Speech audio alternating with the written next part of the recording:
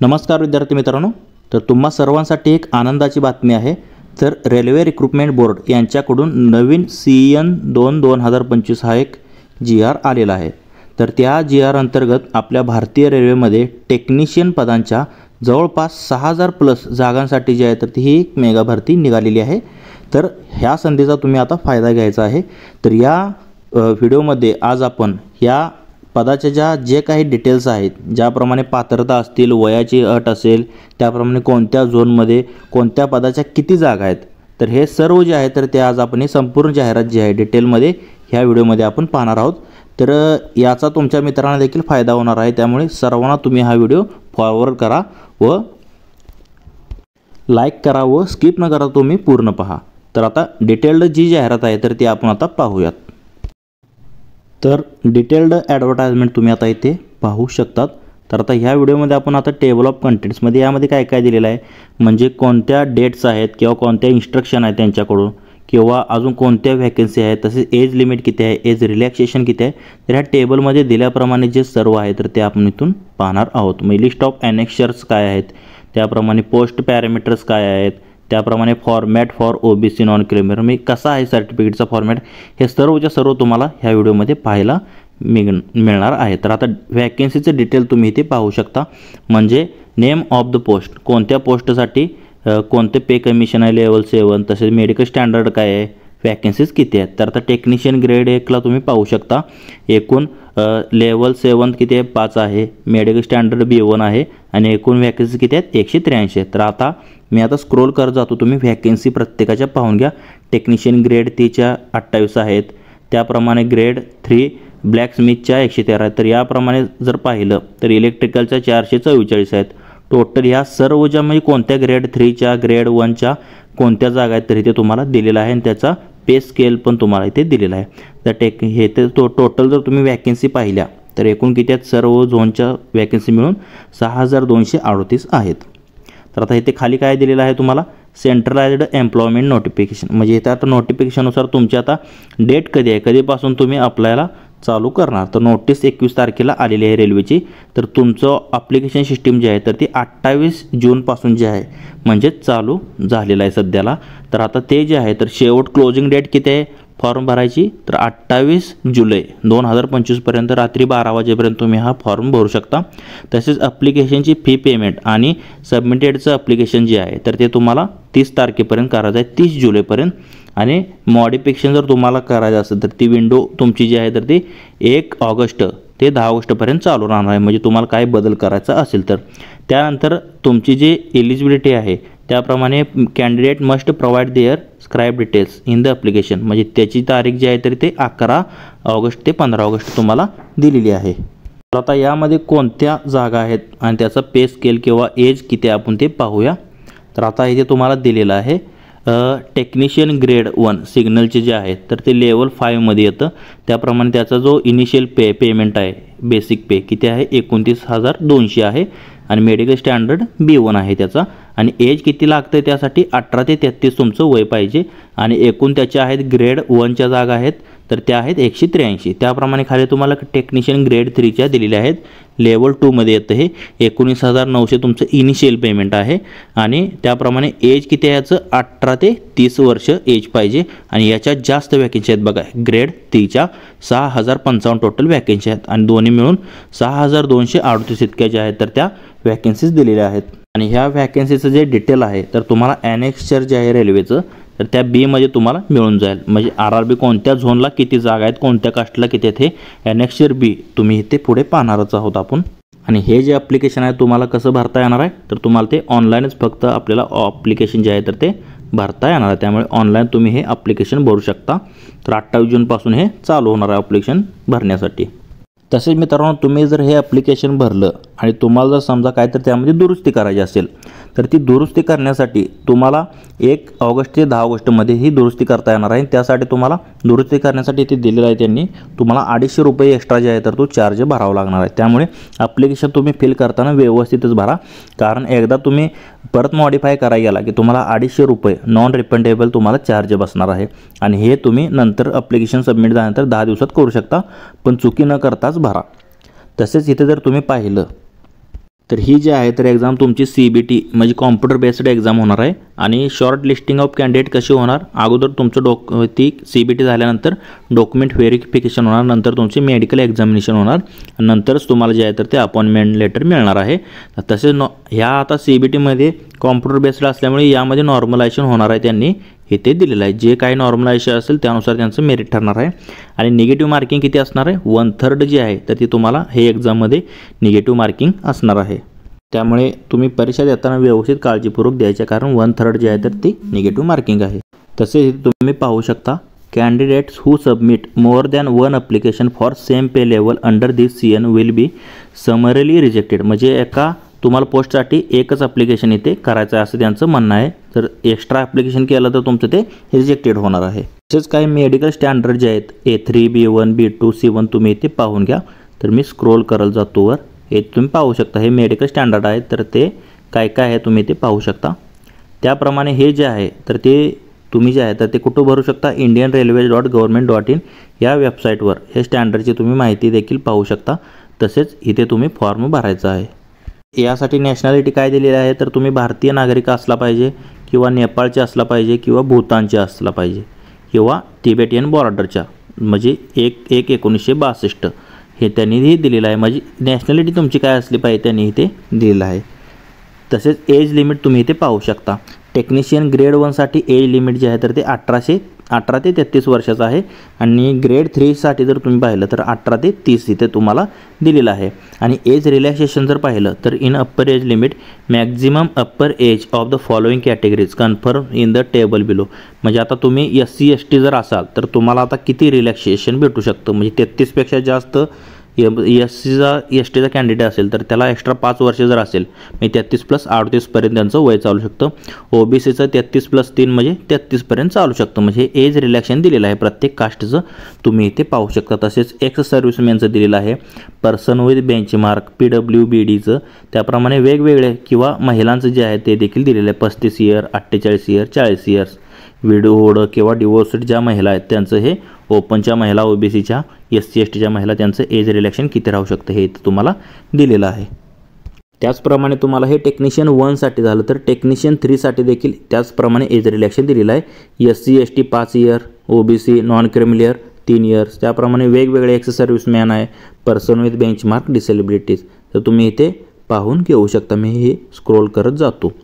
तर आता date of birth as of candidate should be between the dates घेऊन बोलू. म्हणजे तुमची डेट ऑफ बर्थ कुठून पाहिजे तर माझी एज ग्रुप 1833 जर म्हणजे तुम्ही बसत असाल तर 2/7/1992 पासून तुमचं पुढं, किंवा OBC असेल तर 2/7/1989, SC ST असेल तर 2/7/1987 पासून तुमची जन्मतारीख असली तर चालते. आणि बाकीच्या इतर कॅन्डिडेटसाठी 1/7/2007 ऑल कॅन्डिडेट्स. मग इथून एवढ्यापर्यंत तुमचं चालू शकतं. हे दोन्हीचं दिलेलं आहे. 1833 वय आहे आणि 1830 जे आहे तर ते टेक्निशियन 3साठी दिलेलं आहे. तुम्हाला हे तारखा तुम्ही इथे पाहू शकता. त्याच्यानंतर तुमची डेट बर्थ असेल तर तुम्ही हा फॉर्म भरू शकता.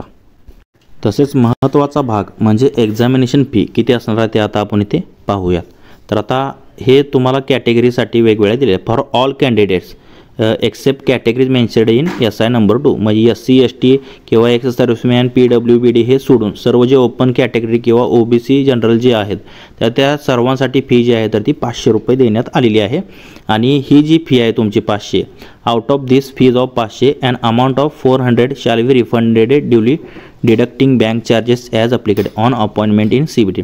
जर तुम्ही जर कॉम्प्युटर बेस्ड फॉर्म भरला आणि कॉम्प्युटर बेस्ड एक्झाम दिली तर त्यातले 400 रुपये जे आहे तर ते तुमच्या खात्यामध्ये बँकेच्या परत येतील. आणि जर तुम्ही फॉर्म भरला आणि एक्झाम दिली नाही तर तुमचे 500 रुपये जातील, पण तुम्हाला कोणतीही रिफंड मिळणार नाही. त्याचप्रमाणे जे बाकी SC ST एक्स सर्व्हिसमॅन म्हणा किंवा फिमेल ट्रान्सजेंडर जे आहेत तर त्यांच्यासाठी फी जी आहे तर ती 250 रुपये करण्यात आलेली आहे. आणि त्यांचीसुद्धा फी जर त्यांनी जर ती एक्झाम जी आहे अटेंड केली तर त्यांचे देखील 250 रुपये त्यांच्या खात्यामध्ये येणार आहेत. तर ही 500 ओपन जनरलसाठी आणि बाकीच्यांसाठी 250 दिलेली आहे. तर ही रिफंड कधी होणार आहे, तुम्ही जेव्हा एक्झाम द्याल CBT कॉम्प्युटर बेस्ड टेस्ट तेव्हाच तुमची ही फी रिफंड होणार आहे. जे काही तुम्ही फॉर्म भरताना अकाउंट नंबर दिला आहे त्यामध्ये ती रिफंड होईल. ही जी फी आहे तुम्ही ऑनलाईन बँकेत ऑनलाईन भरू शकता किंवा तुम्ही ह्याचं चलन काढून देखील जे आहे तर ते पेमेंट करू शकता. त्याची प्रिंट काढून चलन जाऊन तुम्ही बँकेमध्ये देखील भरू शकता. तर आता महत्त्वाचं म्हणजे तुमची रिक्रुटमेंट प्रोसेस कशी असणार आहे, म्हणजे जेव्हा तुमचं ॲप्लिकेशन तुम्ही सबमिट कराल तेव्हा ते रीचेकिंग करतील. जर ॲप्लिकेशनमध्ये त्यांना कोणताही डाऊट आला नाही तर ते तुमचं ॲप्लिकेशन जे आहे तर डाऊट जर आला तर ते रिजेक्ट करतील, नाहीतर स्वीकारतील. जर ॲप्लिकेशन तुमचं स्वीकारलं गेलं तर आता पुढचे प्रोसेस काय असणार आहे, तुमची CBT होईल, कॉम्प्युटर बेस्ड टेस्ट. त्यानंतर तुमचं डॉक्युमेंट व्हेरिफिकेशन होईल आणि नंतर मेडिकल एक्झामिनेशन होईल. तर हे तुमच्या टेक्निशियन ग्रेड 1साठी वेगळं हे सेपरेट होणार आणि टेक्निशियन ग्रेड 3साठी वेगळं होणार, हे तुम्ही लक्षात घ्या. दोन्हीसाठी जे आहे तर ती एक्झाम जी आहे तर ती वेगवेगळी होणार. टेक्निशियन 1साठी वेगळी होणार आणि टेक्निशियन 2साठी सुद्धा वेगळे होणार. एक्झामचा पॅटर्न काय आहे CBTचा हे तुम्ही आता इथे पाहू शकता. कशासाठी, टेक्निशियन ग्रेड 1साठी सिग्नल. तर त्याचं काय आहे, टोटल ड्युरेशन 90 मिनिटं असणार आहेत आणि टोटल क्वेश्चन 100 असणार आहेत. टेक्निशियन ग्रेडसाठी 90 मिनिट वेळ आणि 100 प्रश्न आणि there shall be negative marking of 1/3, म्हणजे 1/3 तुमचे निगेटिव्ह मार्किंग असणार आहे. त्यामुळे व्यवस्थित पेपर लिहा. त्याप्रमाणे normalisation of marks will be done. आता वेगवेगळ्या शिफ्टमध्ये एक्झाम होणार असल्यामुळे तुमचं नॉर्मलायझेशन मार्काचं होणार आहे. त्यांनी अगोदर इथे तुम्हाला सांगितलेलं आहे. तर आता ह्या एक्झामचा सिलेबस जे आहे तर तुम्ही आता इथे पाहू शकता. CBT आणि टेक्निशियन ग्रेड 1 सिग्नलसाठी तर जनरल अवेअरनेस आहे, तुम्हाला जनरल इंटेलिजन्स रिझनिंग्स आहे, तसेच बेसिक ऑफ कॉम्प्युटर्स आणि ॲप्लिकेशन आणि मॅथमॅटिक्सचं आहे, तसेच बेसिक्स ऑफ सायन्स आणि इंजिनिअरिंग. याप्रमाणे हे सर्व सिलेबस जो आहे तर तुम्ही ते स्क्रीनशॉट देखील घेऊ शकता. तर हे सर्व जो आहे तर तो सिलेबस तुम्हाला आहे. तर आता यामध्ये सब्जेक्ट आणि त्याचे मार्क किती आहेत तर इथे आपण कॅटेगरी म्हणजे पाहूया त्यांचं. म्हणजे जनरल अवेअरनेसवरती तुम्हाला 10 प्रश्न असणार आहेत 10 मार्कासाठी. जनरल इंटेलिजन्स आणि रिझनिंगवरती 15 क्वेश्चन 15 मार्कासाठी. बेसिक्स ऑफ कॉम्प्युटर आणि ॲप्लिकेशनवरती 20 प्रश्न 20 मार्कासाठी. मॅथमॅटिक्स 20 प्रश्न 20 मार्क आणि बेसिक्स ऑफ सायन्स आणि इंजिनिअरिंगवरती 35 प्रश्न 35 मार्क. असे एकूण 100 प्रश्न 100 मार्क तुम्हाला असणार आहेत आणि वेळ जो असणार आहे तर तो 90 मिनिट असणार आहे. त्याचप्रमाणे टेक्निशियन ग्रेड 2 म्हणजे लेवल 2चा जो आहे तर ते ग्रेड 3 टेक्निशियन जे आहे तर त्याचा देखील 90 मिनिट वेळ आहे, 100 प्रश्न आहेत. त्याप्रमाणे निगेटिव्ह 1/3 मार्किंग आहे आणि नॉर्मलायझेशनसुद्धा ह्यांचं देखील होणार आहे. तर ह्यांचं देखील आपण आता सिलेबस जर तुम्ही पाहिला ग्रेड 3चा तर इथे तुम्ही पाहू शकता. मॅथमॅटिक्स आहे, त्याप्रमाणे जनरल इंटेलिजन्स रिझनिंग्स आहे, जनरल सायन्स आहे, जनरल अवेअरनेस आहे. तर फक्त ह्यांची लेवल थोडी जी आहे तर थोडी म्हणजे इझी असणार आहे ग्रेड 1पेक्षा. तर आता इथे जे आहे तर ते डिवायडेशन क्वेश्चनचं तुम्हाला दिलेलं आहे. मॅथमॅटिक्सचे 25 प्रश्न आहेत, त्यामध्ये 25 मार्काला. जनरल इंटेलिजन्स रिझनिंगचे 25 प्रश्न 25 मार्कासाठी. जनरल सायन्स 40 प्रश्न 40 मार्कासाठी आणि जनरल अवेअरनेस 10 प्रश्न असणार आहेत 10 मार्कासाठी. असे टोटल हे जे आहे तर ते 100 प्रश्न 100 मार्कासाठी. ह्याची हार्डनेस लेवल जे आहे ग्रेड 1पेक्षा थोडी इझी असणार आहे. तर हे तुम्ही इथे पाहू शकता एक्झामचं काय आहे ते. तर ही CBT झाल्यानंतर तुमचा जो नॉर्मलाइज्ड स्कोअर होणार आहे त्यानुसार जे काही शॉर्ट लिस्ट कॅन्डिडेट्स होतील त्यांना डॉक्युमेंट व्हेरिफिकेशनसाठी बोलवलं जाईल. तर नॉर्मलाइज्ड मार्क झाल्यानंतर जे काही कॅन्डिडेट शॉर्ट लिस्ट होतील तर त्यांच्यासाठी आता पुढे तुम्ही पाहू शकता. तर काय होईल, जेवढ्या वॅकेन्सीज आहेत त्यानुसार त्यांचं जे आहे तर ते शॉर्ट लिस्ट होतील. त्यानंतर जर समजा एका विद्यार्थ्याला 2 विद्यार्थ्यांना समान मार्क असतील तर त्यांचं ज्या विद्यार्थ्याचं वय जास्त आहे तर त्या विद्यार्थ्याला अगोदर प्रिफरन्स दिला जाईल, म्हणजे असं त्यांनी इथे दिलेलं आहे. तर हे सर्व काही दिलेलं आहे. तर आता फॉर्म कसा भरायचा संपूर्ण प्रोसेस जे आहे तर ते आता आपण इथे खाली पाहूयात. तर how to apply.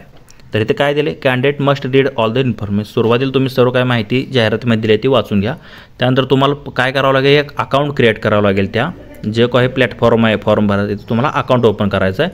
Account with RRBच्या वेबसाईटवर तुम्हाला अकाउंट ओपन करावं लागेल. म्हणजे तुमचा फोन नंबर, तुमचा ईमेल ID, तुमचा आधार नंबर हे काय करून तुम्हाला तिथे रजिस्ट्रेशन करून तुम्हाला एक अकाउंट बनवावं लागेल.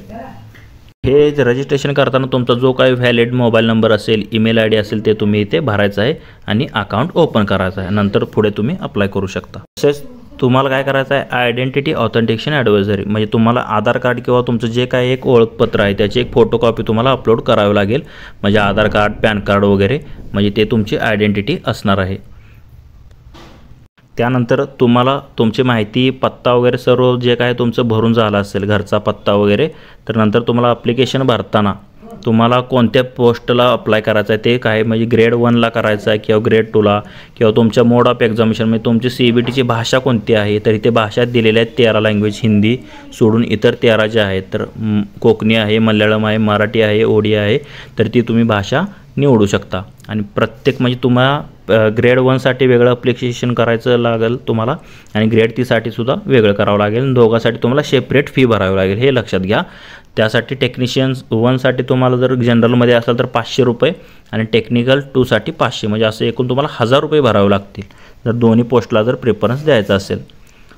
तर आता प्रेफरन्स जर तुमचा देऊन झाल्यानंतर तुम्हाला जे आहे तर ते तुमचं जे काही पेमेंट आहे तुमच्या कास्टनुसार ते तुमचं पेमेंट दाखवेल, ते तुम्ही ऑनलाईन भरून घ्यायचं आहे. आणि ऑनलाईन पेमेंट भरून झाल्यानंतर तुम्हाला काय होईल तर तुमच्या मोबाईलवर किंवा जो काय तुम्ही ईमेल आय डी दिलेला आहे तर फॉर्म कन्फर्मेशन झालेला फी भरल्यानंतर तुम्हाला हा SMS येईल, ऑनलाईन तुम्हाला SMS येणार. त्यानंतर पुढे तुम्हाला काय करायचं, तुमचा लाईव्ह फोटो म्हणजे तो लाईव्ह ऑनलाईन फोटो तो ते कॅप्चरिंग करून घेतात, तर तो तुम्हाला लाईव्ह फोटो कॅप्चरिंग करून तुम्हाला ॲप्लिकेशनच्या वेळेस तो अपलोड करायचा आहे. तर त्या कॅप्चरिंग करताना काय त्या तुमच्या ॲप्लिकेशनमध्ये काय तुमच्या इन्स्ट्रक्शन असल्या पाहिजे तर हे ते तुम्हाला त्या दिलेल्या आहेत. ते तुम्ही कसा अपलोड करायचा, तुम्ही ते म्हणजे वेब कॅमेरा थ्रू व्यवस्थित तुमचा बॅकग्राऊंड पाहिजे तर ते क्लोथिंग कसं पाहिजे तुमचं, हे सर्व तुम्हाला इथे दिलेलं आहे. ते तुम्ही वाचूनच तिथे तुम्हाला फॉर्म भरताना तिथे सर्व काही दाखवेल, ते तुम्ही इन्स्ट्रक्शन वाचूनच तो फोटो अपलोड करा.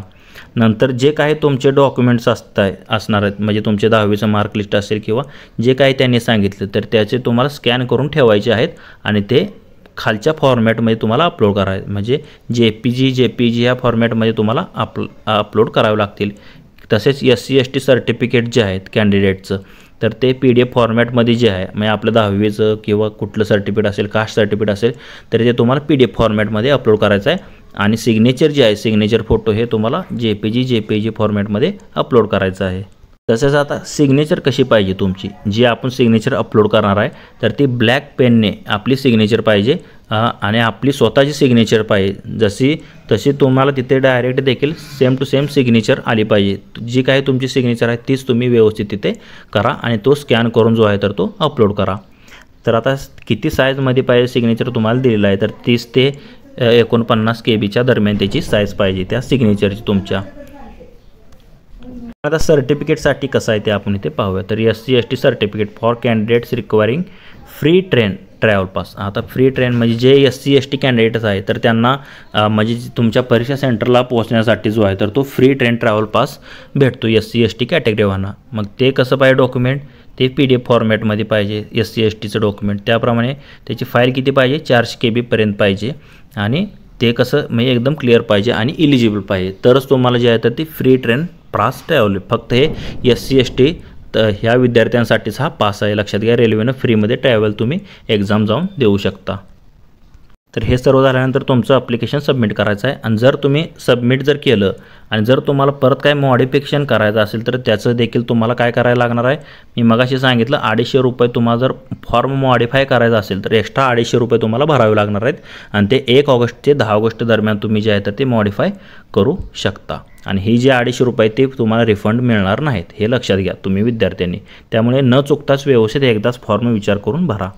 तर आता इथे तुम्ही पाहू शकता आता कोणकोणत्या लिस्ट RRBवरच्या लिस्ट आहेत तिथे जाऊन तुम्ही फॉर्म भरू शकता किंवा ही PDF तुम्हाला डिस्क्रिप्शनमध्ये भेटून जाईल, तिथे तुम्ही डाउनलोड करून यामध्ये जर तुम्ही क्लिक केलं तर डायरेक्ट त्या वेबसाईटवर तुम्ही पोहोचाल. RRB अहमदाबाद आहे, अजमेर आहे, चेन्नई आहे, कोलकाता, त्याप्रमाणे मुंबई, पटना, मुजफ्फर हे सर्व RRBच्या तुम्हाला वेबसाईट दिलेल्या आहेत, तिथे तुम्ही जाऊन हा फॉर्म सबमिट करू शकता.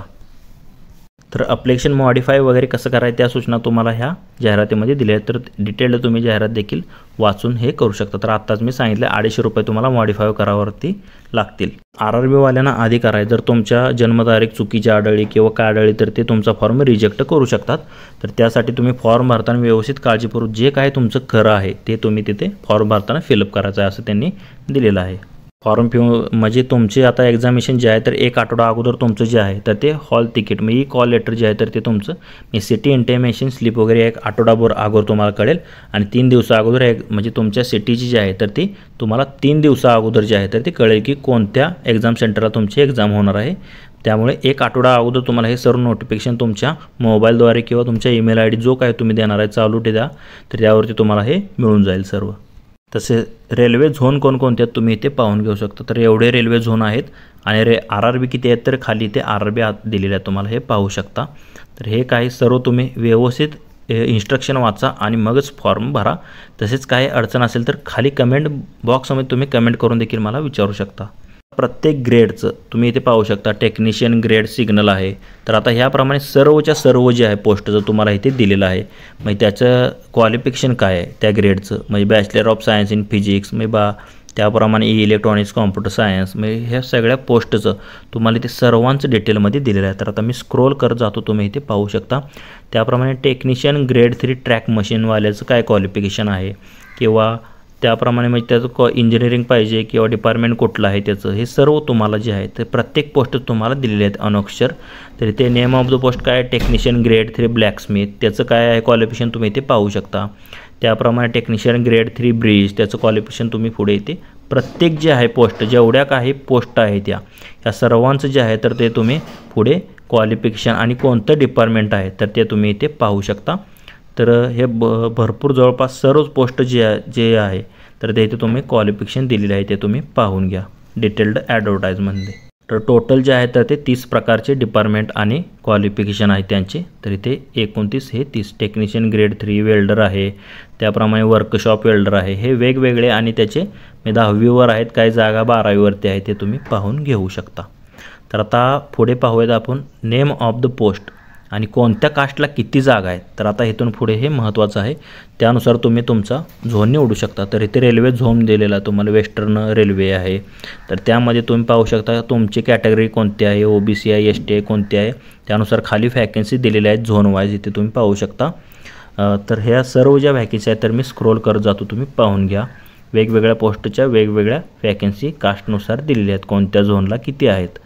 तर हे सर्व तुम्ही डिटेल पहा आणि ज्या झोनला तुम्हाला कम्फर्टेबल वाटतं किंवा ज्या साईडला तुम्हाला कम्फर्टेबल वाटतं त्या झोनला तुमच्या कास्टच्या जर जागा जास्त असेल तर तिथे तुम्ही फॉर्म भरून घेऊ शकता. तर हे डिटेल्ड तुम्ही पहा, तुमच्या कास्टला कुठे जास्त जागा आहेत काय आहेत ते पहा आणि मगच हे ॲप्लिकेशन जे आहे तर ते तुम्ही सबमिट करा. तर मी स्क्रोल करत जातो हळूहळू, तुम्ही स्क्रीनशॉट देखील घेऊन पाहू शकता. वेगवेगळ्या ठिकाणी वेगवेगळ्या जागा आहेत कास्टसाठी. तर आता पुढे जे आहे तर हे सर्व स्क्रोल मी करत जात आहे हळूहळू. तर तुम्ही स्क्रीनशॉट व्हिडिओ पॉज करून तुम्ही स्क्रीनशॉट घ्या व तो तुम्ही पाहून तो तुमचं जे काय जिथे तुम्ही बसता ते तुम्ही फॉर्म भरा तिथे. तसेच कोणत्या पोस्टला कोणतं डिपार्टमेंट येतं आहे, म्हणजे इलेक्ट्रिकल डिपार्टमेंट, टेक्निशियल इलेक्ट्रिकल पॉवर, हे देखील इथे तुम्हाला दिलेलं आहे. हे वेगवेगळे जे आहे म्हणजे सर्व तुम्ही डिटेलमध्ये वाचू शकता CN 2/2025 यामध्ये. त्याप्रमाणे तुम्हाला फॉर्म कास्ट सर्टिफिकेटचा फॉर्मॅट काय आहे तर त्यात इथे तुम्हाला सर्व काही माहिती दी आहे तर ते भेटून जाईल. कसं सर्टिफिकेट पाहिजे हे सर्व जे आहे ते नॉन क्रिमिनलचा फॉर्मॅट आहे.